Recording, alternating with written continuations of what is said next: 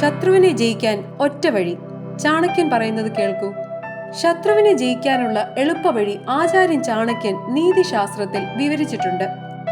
ഒരു വ്യക്തിക്ക് തന്റെ ശക്തിയല്ല, മറിച്ച് ബുദ്ധി ഉപയോഗിച്ച് മാത്രമേ ശത്രുവിനെ എളുപ്പത്തിൽ പരാജയപ്പെടുത്തുവാൻ കഴിയൂ എന്ന് ആചാര്യൻ ചാണക്യൻ പറയുന്നു.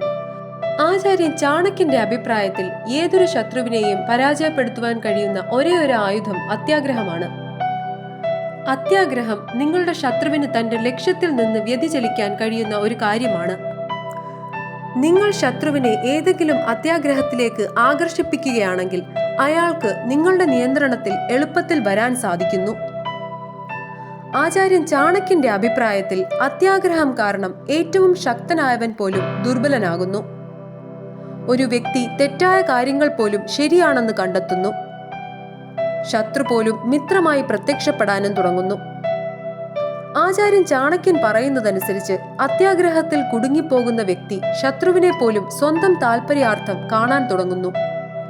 അത്യാഗ്രഹം കൊണ്ടാണ് ശത്രുവിന്റെ ബുദ്ധി കേടാകുന്നത്. തെറ്റായ തീരുമാനങ്ങൾ കാരണം അവൻ നിങ്ങൾക്ക് കീഴടങ്ങുന്നു.